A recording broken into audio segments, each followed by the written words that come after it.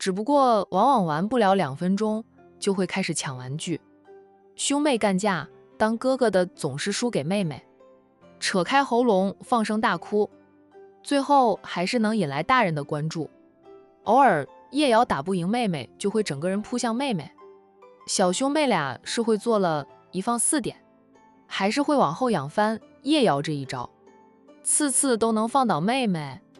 他咬妹妹，还没有长牙的2小只互咬，痛不痛只有兄妹俩知道。不管是撞倒妹妹还是互咬，到最后还是以叶瑶的哇哇大哭结束。当君言醒来，看到妈妈还在旁边，一定要跟着妈妈。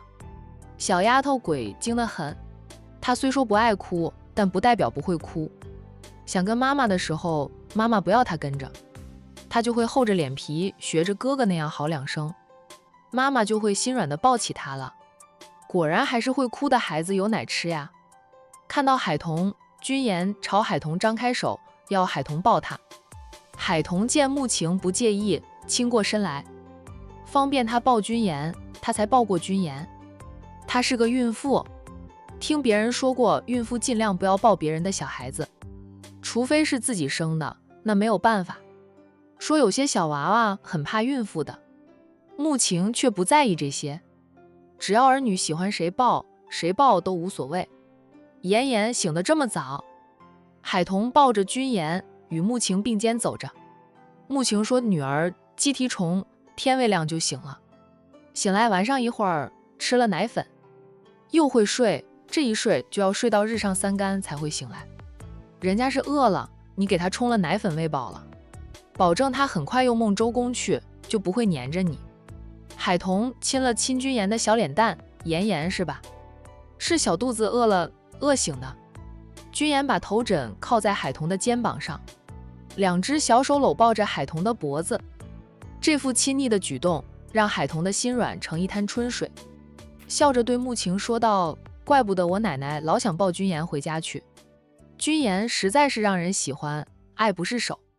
站奶奶呀，嘻嘻，他老人家现在大概都不好意思常来了吧？每次过来，我们家里人可以说是24个小时都盯着他老人家的一举一动。老人家说我们防他像防贼一样，就不乐意来了。哦，站奶奶上次来回去时跟我奶奶说，她以后肯定也会有曾孙女的，等她有了曾孙女，就抱着来我们家溜一溜。说什么别以为我奶奶有曾孙女，她就不会有。海童笑道，2位老太太就是2个老顽童，奶奶是很喜欢女儿，对我们这些孙媳妇都比孙子好，是我们如孙女般来疼着的。海童还没有嫁给战印时，就很喜欢老太太，老太太也很喜欢她，否则也不会强势的要求战印娶她为妻。彤彤，你是不是有心事？穆晴关心地问，还是认床？睡不着，昨天才过来，今天天未亮就醒了，就是担心海童不习惯。看到海童在院子散步，她就赶紧出来了，撇下了还没有醒转的老公和儿子，等下父子俩醒来没看到她，叶瑶又得表演她的哭功，把全家人都吵醒，都不用调闹钟，每天叶瑶的哭声就能把大家都从周公那里拉回来。白天基本上都是保姆和老太太他们带着孩子，穆晴夫妻俩忙着公司的事，也就是早晚会陪一陪孩子。但是叶瑶每天醒来，睁开眼没看到妈妈，就得哭很长时间才能哄住。叶君博总是抱怨儿子是个黏妈的，来跟他抢老婆的让穆晴哭笑不得，他都没有吐槽他是女儿如眼珠子呢。他这样说儿子，那女儿不也是来和他抢老公的？叶君博抱着女儿时，就是个傻呵呵的女儿奴，眼里只有女儿了。没有，也不是认床，就是做了个梦，梦醒了就睡不着，干脆出来走一走。清晨空气清新，小七说昨晚半夜下了场小雨，我都不知道下雨了，雨后的空气特别清新，去凉亭下坐一坐。穆晴指着不远处的凉亭，对海童说道，并伸手抱回了女儿。怕海童累着，进了凉亭坐下来，君言窝在妈妈的怀里，昏昏欲睡的两只小手紧紧抓着妈妈的衣服，好像这样子他睡着了，妈妈就不会把他放回床上。在妈妈的怀里很舒服，有安全感。妈妈的心跳是他最熟悉的频率，他就喜欢在妈妈的怀里，听着妈妈的心跳声，安然入睡。我梦到我爸妈还有2个陌生人，梦的潜意识告诉我，那2个陌生人是我的外公外婆。我想我妈可能找到外婆了吧。穆晴理解地道，我想是的，他们是亲母女，能认回来。其实就是江城那边的境况让海童担心，想得多了，晚上就做梦了。海童10岁时，父母出车祸，双双身亡。如果不是保留了一些相片，他对父母的印象都会模糊起来。彤彤，你不用太担心，我想能完满解决的，就像我娘家那边一样，也有段时间局势挺紧张的，我也担心的要命，还好最后完美解决。咱们要相信我们的亲人，他们既然不想让我们插手，不想让我们担心，就是他们有足够的信心解决一切难题。君言睡着了，穆晴低头看到女儿睡着，她换了个抱姿，让女儿睡得舒服一点，又扯了扯女儿的衣衫，抱紧女儿，这样小家伙会暖和一点。海童看着穆晴的小动作，忍不住一边手敷到自己威龙的肚子上，肚里的小宝宝还在睡，没有回应他。早餐后，小宝宝就会活动活动，他就能感受到胎动。胎动最活跃时是在晚上7点到9点，要是他或者站印跟胎儿互动，胎儿一高兴就会多玩一会儿，到晚上10点左右才会安静下来。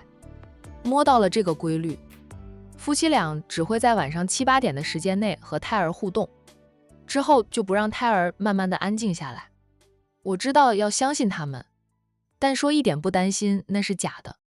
我是知道自己跟过去帮不到什么忙，还会让他们分心保护我，反而拖他们的后腿。他们合伙瞒着我，我就装着不知道了。我怎能不担心呀？现在去江城的都是我的亲人，是我最重要的亲朋好友。我怕他们会受伤，怕他们会出事，又恨自己现在帮不上忙。我能做的就是照顾好洋洋，让我姐没有后顾之忧。她和东明哥都一样担心着，却又不能帮上忙。陆东明甚至都不敢随时随地打电话给海玲，就怕会打扰到海玲。穆晴伸出手去握了握海童的手，宽慰着不会有事的，再大的坑都能跨过去，迎来阳光灿烂时。海童抿着唇，用力的点头，反手也握住穆晴的手。熟悉的哭声传来，还有叶军薄哄着儿子的声音：别哭了，咱们去找妈妈。睁开眼睛看不到妈妈就哭。男子汉大丈夫，流血不流泪。你整个哭猫，人家妹妹醒了都不会像你这样子。叶军博话里话外对儿子的爱哭都是满满的嫌弃，就像程玲玲嫌弃他儿子爱哭一样。两位少奶奶相视，海童问道：叶瑶在哭？穆晴颇为无奈的道：不就是那个小祖宗，和君非有的一拼的，也怪不得老先生一来，玲玲就赶紧拍拍屁股走人。带着这些小家伙，想不发疯都难。有时候在家里办公，他们时不时就去踩你的电脑，要不2只小手猛拍你的键盘。总之就是不让做事，要你们专心陪着他们。彤彤带娃是最辛苦的，又不能真的都扔给保姆，什么都不管，怕孩子跟自己不亲。当了妈的，去哪里一颗心都是落在儿女身上的，哪能做到扔给保姆后什么都不管的？请再多的保姆能将孩子照顾得再好，孩子想要的母爱还是得到妈妈的给予。别人的关爱无法替代母爱。在充满着爱的家庭长大，穆晴也做不到当个甩手妈妈。等他们会走路了更头痛，简直就是拆天。看雨辰的那2个拆家的就知道了。男孩子的精力旺盛，吵闹时容易打架，不吵不闹准是在搞破坏，真的搞破坏时一声不吭的。海童笑是这样子的。说起来，洋洋算得上是好带的娃了，他也有调皮的时候，不过大多数时候都很乖，很懂事。洋洋是他带大的，他倒是积累了带娃的经验。妈妈在那边别哭了，祖宗，别哭了，吵得我头都痛，你爸我想多睡会儿都不行。叶君博看到爱妻了，抱着儿子快步而来，边走边哄着哭闹要妈妈的小祖宗。海童看着他，就像看到了明年的战印，现在战印就盼着胎儿快点长大，出来跟他见面，等到他真当起了奶爸，就是现在的叶君博了。休假在家里想睡个懒觉都不行。很快，叶君博抱着儿子走进了凉亭，他朝海童点点头，便对穆晴说道：“晴晴，这小子醒来没看到你就一直哭，哄都不哄不了，管家说你在这里，我带他来找你。”叶瑶看到妈妈了，见妈妈抱着妹妹，泪水连连地朝妈妈伸出手，要妈妈抱她。穆晴先将女儿交给海童帮她抱着，然后从丈夫手里接抱过儿子，再让叶君博抱着他的宝贝女儿回屋子里。妍妍又睡了，醒来玩了一会儿又睡了，也没有哭，我想着等会儿带回去喂她的。睡了，等她醒了再喂吧。儿子喂了吗？我喂不了他，给他冲好奶粉也要你抱着喂才肯吃的，我喂他就像我往奶粉里加了毒一样，不肯吃。叶君博吐槽着儿子的区别对待，奶粉是他冲的，但是儿子就是不要他喂，只要穆晴喂，穆晴不在家就好办，只要饿了谁喂都肯吃。小子虽然爱哭，也鬼精得很。我等会儿再喂他，你抱女儿回去睡，外面还有点凉。儿子已经穿好了外套，穆晴检查了一下儿子穿的衣服，不会冷着小家伙。叶君博抱着熟睡的女儿走了，时不时还会低头亲一下女儿的小脸。海童看着他抱着君言走开，笑着对穆晴说道：“叶少才是区别对待，对儿子不太耐烦的样子，对女儿就宝贝得不得了。他向来是女儿奴，宝贝他的女儿。”穆晴哄住了儿子，小家伙交到他手里，很快就不哭了。他掏出随身带着的纸巾，以前他不喜欢随身带纸巾，自从当妈后就养成了这个习惯，抽了2张纸巾帮儿子擦拭眼泪鼻涕的，说儿子有爸爸陪你还嚎得那么大声，不知情的人还以为你被你爸揍了一顿呢。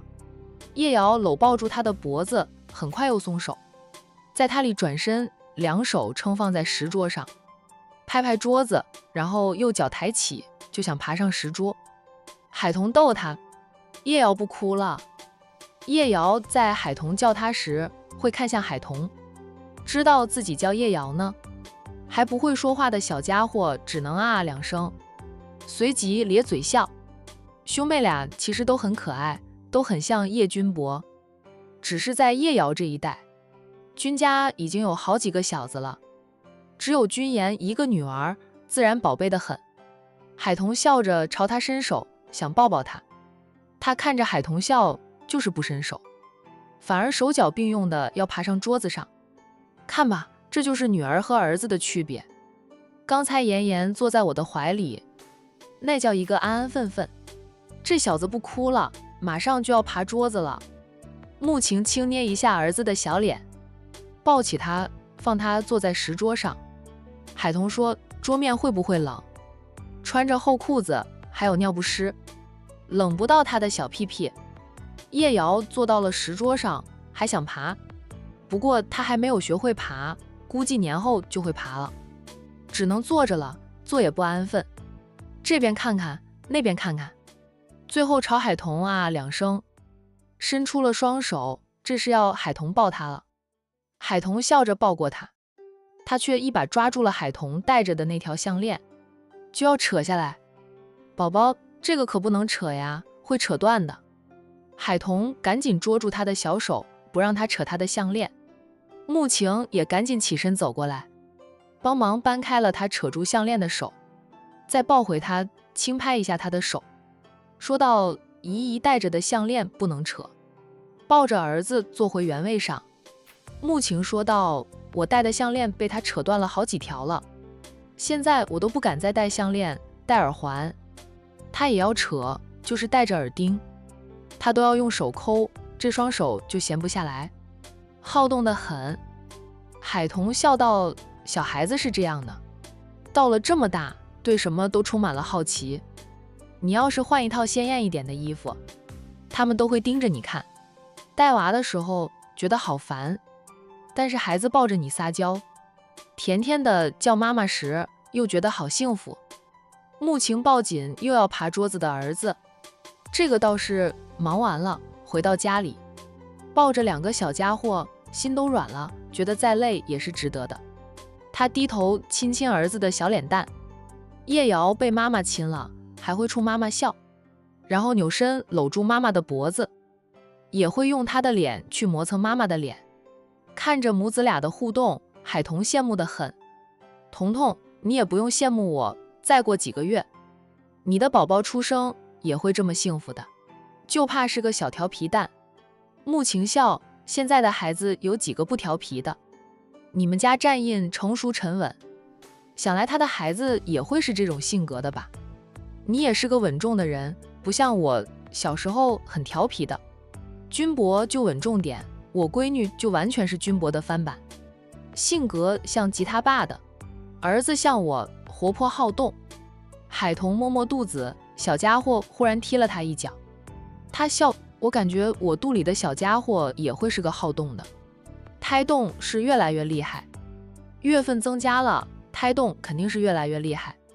穆晴说道：“我怀孕那会儿有了胎动后，感觉两个小家伙在肚里打架一样，到了怀孕晚期，我都怕他们把我肚子都踢个洞。”海童笑，早上外面还是挺冷的，我们也出来这么久了，回屋里去，也到时间吃早餐了，我得先喂了孩子才能吃早餐。看看龙婷和洋洋起来了没有？海童嗯着，他起身。穆晴抱着儿子站起来，两个人一起走出凉亭。小叶瑶被妈妈抱着走路，又安安分分的。海童逗一逗他，他就冲他笑，或者啊两声，像是能听懂海童说话似的。回到屋里，就看到叶君博抱着女儿下楼，跟在他身后的是洋洋和龙婷，两个小子也起来了。妍妍又醒了，君博嗯了一声，我抱他回来也没有睡多久就醒了，冲了奶粉喂他喝了，还是闺女好呀，他冲的奶粉，闺女喝得津津有味的，不像儿子那个臭小子，他冲的奶粉，小子就是不喝，非要妈妈喂，没见过那么挑的，他当爸的还会往奶粉里放毒药不成？其他人喂也不行，除非穆晴不在家，叶瑶才要别人喂。照顾龙凤胎的保姆拿着刚冲好的奶粉出来，看到穆晴母子俩，保姆笑道：“大少爷猜到大少奶奶要带小少爷回来的了，叫我先冲好奶粉，奶粉刚冲好的。”他将奶瓶递给穆晴，穆晴接过了奶瓶。叶瑶估计也是饿了，看到有得吃，两手就去抓抢奶瓶。饿了吧？穆晴抱着他走到沙发前坐下，才喂他喝奶。他嘴上喝着奶，一边手还要抓住妈妈的衣服，两条小腿也在动来动去，就是喝奶都不安安分分的。小姨，洋洋叫了海童一声，龙婷也和海童打招呼，然后和洋洋一起围坐到穆晴的身边，看着叶瑶喝奶粉，洋洋还玩着他的小脚丫。叶瑶一脚踹过来，洋洋嘻嘻的笑，小弟弟力气不大，被踹到也不会痛。喂饱了2小只，将孩子交给保姆带着，保姆抱小兄妹俩放躺在婴儿推车上，然后推着他出去溜达，免得大少爷和大少奶奶等会儿出门，2小只会哭。穆晴和海童要带孩子去儿童公园玩，是不带龙凤胎去的，龙凤胎太小了，儿童公园人太多，怕照顾不周。这边的风尘山庄热热闹闹的，那边的游游山庄还安安静静的。战家现在还没有小孩子，最小的孩子是老九，但他还没有正式放寒假呢。临近过年了，他才能放寒假。备战高考，紧张得很。就算老九正式放寒假了，他10几岁的年纪，又只有他一个人未成年的，任他怎么蹦跶，都无法让游游山庄热闹起来，还得要有新的一代呀。蒙宝开着租来的车子，沿着上山的公路一直开着，直到游游山庄大门口。他停下来，按了按车喇叭。值班保安从保安室里出来，看到按下车窗的蒙宝，便又回到保安室里面去，很快就打开了山庄的大门，让蒙宝开车入内。这是银狐老先生的徒弟，主人家说的那是贵客，只要蒙宝小姐过来，可以自由出入出庄。蒙宝将车子停在露天停车场，露天停车场离主屋有点远，需要步行一段路。蒙宝是想欣赏一下路边的景色，特意将车停在了露天停车场的。请他过来的人是宁云初。宁云初这2天都在山庄，说无聊得很，请蒙宝过来玩。蒙宝本打算离开管城，再悄悄跑去江城凑热闹，接到了宁云初的邀请。在宁云初的一再请求下，蒙宝便推迟去江城，先来山庄玩上2天。正好他特别喜欢游游山庄，景色太美了，比师傅他们住的庄园都要漂亮。山庄里的工人看到蒙宝，笑着打招呼。蒙宝不得不惊叹这里的工人记性特别好，有些工人都没有见过他，也知道他是谁，估计是管家告诉了他们吧。他在游游山庄总共也没有待多久，他们都记住了他的样子。你们4少爷在家吗？在一位女佣和蒙宝打招呼时，他停下来问着那位女佣。女佣答道：我不在二太太那边做事，不是很清楚，又不是节假日，山庄里没有什么大事，少爷们一般不会回来的。我想4少爷应该不在吧？蒙宝小姐是找4少爷的吗？可以跟二太太说一声，二太太会打电话给4少爷，通知4少爷回来。战家少爷们的联系电话不会轻易给别人，女佣是知道的。她以为蒙宝没有4少爷的联系方式，毕竟蒙宝小姐在山庄的时候都是和2位少奶奶玩的，不怎么接近少爷们。蒙宝笑道：不用，我就是问问战一阳在不在家，他不在就好，那家伙总是不给他好脸色。说实话的，他在家里也是被家里人捧在手心里疼爱着的宝，在师傅那里，师兄姐妹们对他也是极好，还没有人给过他冷脸的。就战一阳看到他总是板着一张脸，好像他欠他几百个亿未还似的。蒙宝心里也清楚，战一阳在长辈面前对他温和有礼，在长辈背后不给他好脸色的原因，无非是以为战奶奶想撮合他和他而已，他才不去贴他的冷脸呢。以为他是钱，人人都喜欢，就算他曾经喜欢，在他说出那些话后，他也逼着自己学会放下。只是兜兜转转，他和他还是少不了要接触。蒙宝小姐很怕4少爷吗？4少爷是不是欺负过蒙宝小姐？蒙宝小姐，4少爷是不是欺负过你？这个女佣挺热心肠的，听到蒙宝那样说，以为蒙宝被欺负，那样猜测也问了出来。蒙宝连忙说道：那倒没有，他不敢欺负我，他也不好欺负。那刚刚蒙宝小姐说4少爷不在家就好，我以为4少爷欺负了你，真那样的话，小姐一定要告诉老夫人，老夫人会替小姐讨公道的，就是告诉二太太也可以。二太太一向是帮理不帮亲，蒙宝在心里腹诽着才怪呢。战家的人出了名的护短，还帮理不帮亲呢。他们要护着的人，就算做错了，他们也能千方百计绞尽脑汁替他们要护着的人开脱的，除非犯法了，那样他们就不会护短了。战家的家训，子孙们都不准干违法违纪的事，谁干了违法违纪的事，一律逐出战家，断绝关系，休想继承丁典的财产。没有的事就是有点误会，你们四少爷不太乐意见到我，我也不乐意见到他，他不在家，我就自在些。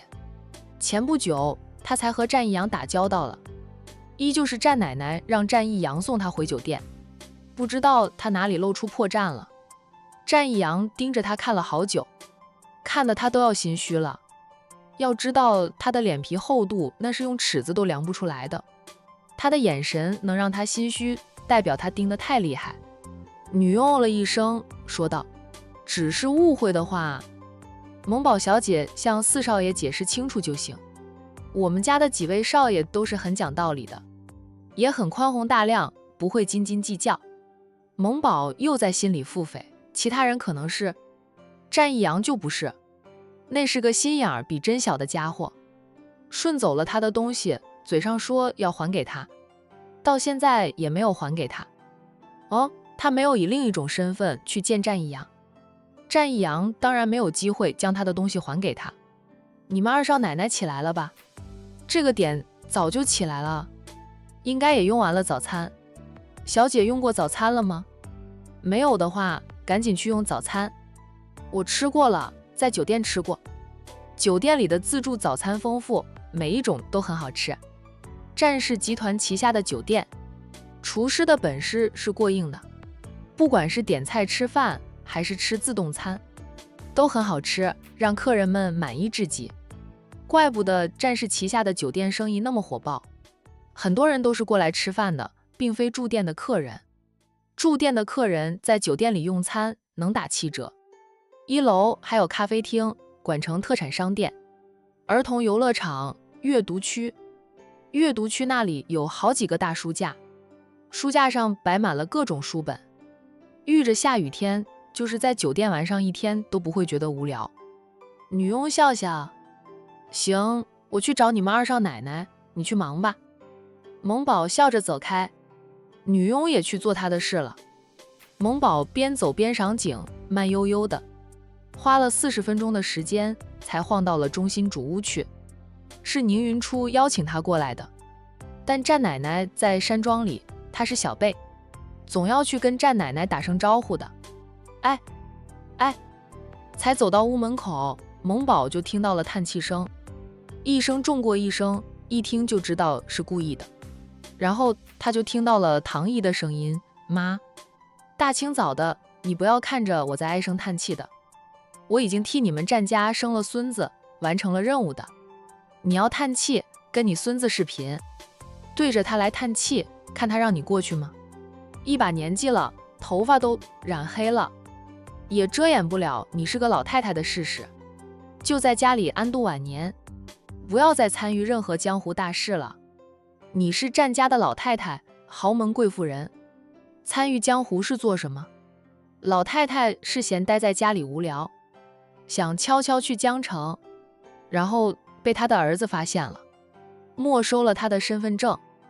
老太太又大声的叹气，唐君夜受不了婆婆故意的叹气，起身就要出去。君夜，妈一向待你如亲女，你就这样看着妈心情不好，不管不顾吗？妈，你要去的地方，我们都不赞成你去。你也不是心情不好，你是故意的。你老想调整好心情，容易得很。约上你的老姐妹搓麻将呗。老太太，你去跟我那个不孝儿子说，把身份证还给我。儿子宠妻，让儿媳妇去讨，肯定能讨回来的。是他一时大意，没有防备，才被长子没收了他的身份证，让他想飞也飞不了。私人飞机又被长子安排，给其他儿子儿媳妇使用了，说什么去北方赏雪。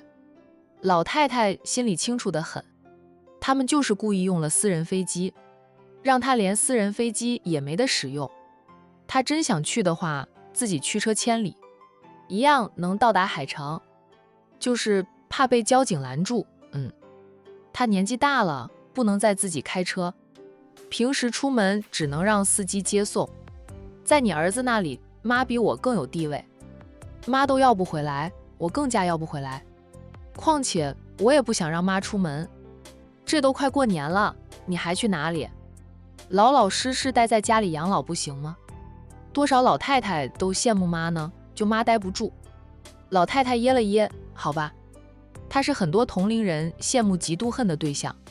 年轻时丈夫宠着，她自己也有本事，想做什么就做什么，活得恣意潇洒，还不用守着豪门规矩，不像其他豪门里的女人那般，只能待在家里相夫教子，偶尔陪着丈夫出门应酬，要用到的珠宝还得登记，用完了再还回去不属于他们的。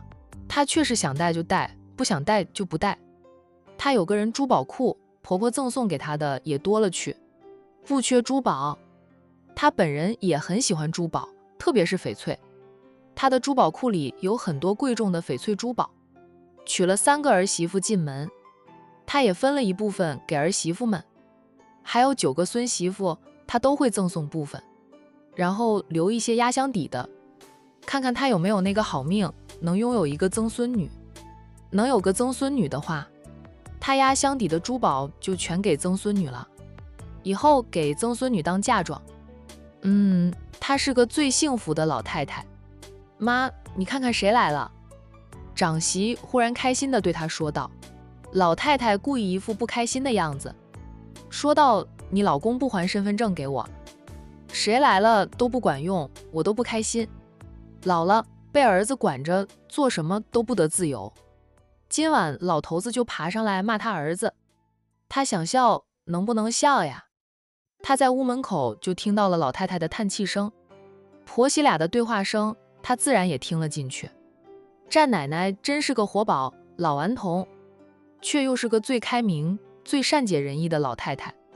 战家有老太太坐镇着，天塌下来都不用怕。老太太把儿孙培养得也很优秀，娶的儿媳妇和孙媳妇也个个人品没得说。老天爷厚待战家，不如说是战家的列祖列宗积的德，换来后代的和睦相处。好男人生在战家，女人嫁入战家，这都是人家培养的好。娶妻讲究娶贤，偏又能做到门当户对。老太太牛呀！萌宝想到自己以前都没有见过战奶奶，战奶奶还挑中了她。唐姨，我好想笑，我快忍不住了。唐君夜莞尔，想笑就笑吧，别憋坏了，你战奶奶就是这样的人。萌宝嘻嘻的笑，战奶奶这样子挺好的，比他奶奶好多了。他奶奶很严肃，满嘴都是规矩，也就是对他们这些当孙女的会偏宠一点，说女孩子养大了就是别人家的，只有在未出嫁前能自由一点，所以对他们管得不严，对母亲他们就管得很严的。真该让他奶奶和战奶奶见见面，看看能不能让战奶奶将乐观开朗又开明传染给他的奶奶。听到萌宝说话的声音，老太太扭头看，见是萌宝，她很开心，自沙发上坐起来，朝萌宝招手：宝呀，你来了，快来陪奶奶说说话，奶奶都无聊死了，想出去透透气，你大伯还没收我的身份证。萌宝边走过来边笑道：战奶奶，这都快过年了，就别到处跑了，免得你的孙子们回来都见不到你。他奶奶呀，上了年纪后，叫奶奶出远门，奶奶都不乐意，就喜欢待在家里调教儿媳妇。萌宝觉得自己的母亲在奶奶面前，就如同古代的妃子在太后面前一样，毕恭毕敬，还怕被太后骂一顿。也不能说他们家的家风不好，就是奶奶过于严肃了，跟战奶奶不是一类人。萌宝在老太太的身边坐下，老太太问他用过早餐了没有。用过了，我在你们家酒店1楼的自助餐厅吃的早餐，很好吃，我天天吃都吃不厌。美食太多，他就算再能吃，一天也尝不完那么多美食，他也不会在管城逗留太久。今天本来都想退房走人的了，是宁云初打电话邀请他过来玩，他才推迟2天的。公司里忙得很，他最近都在外面，姐妹们都要有意见了。老佛爷是知道他出门的真正原因，才没有催他回去，但也不能赖在这边太长时间，一堆工作呢。老太太笑道：好吃就多吃点，多住几天。战奶奶，我工作忙，这几天是因为我师傅来了，我才撇下手里头的工作过来看看我师傅。现在我师傅回去了，我也得回去上班。老太太拉着他的手，我给你家里打电话，说你在管城多玩几天如何？萌宝，战奶奶，过年放假时，我再过来玩几天也是一样的。现在真不能再待下去。今天是云初反复磨着，要我过来陪陪他的。感觉战奶奶知道他是谁似的。萌宝回想起自己在悠悠山庄的言行举止，确定自己并没有暴露出真正的身份，只有师傅说了一嘴，说他家里也是开公司做生意的。好吧，你们年轻人都忙，那说好了，过年放假要过来玩，奶奶给你准备好新年礼物，还有新年大红包。谢谢战奶奶。萌宝笑着先道谢。你来找云初的，那去云初那边吧，他应该起来的了。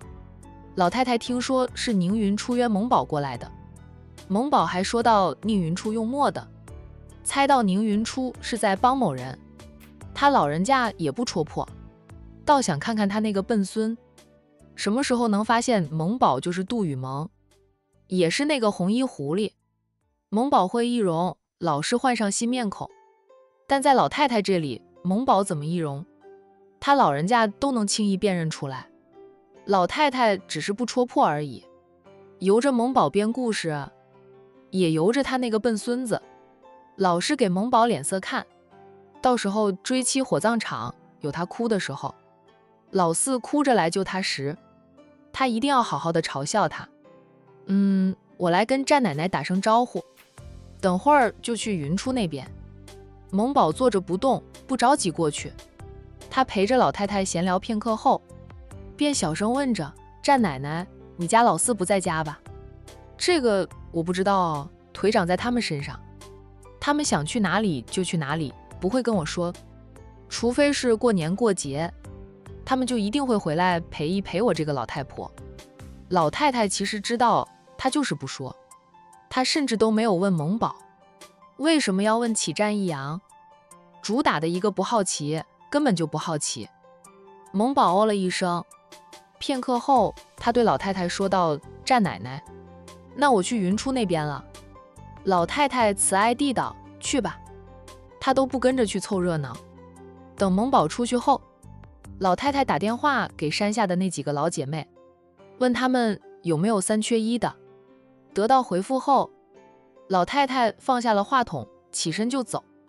不能去江城，那就去搓麻将吧，搓到儿子去请他回来，他再回来，否则就输掉他身上带着的所有现金。貌似每次都是他们输掉他们身上带的现金吧。老太太运气好，经常赢的。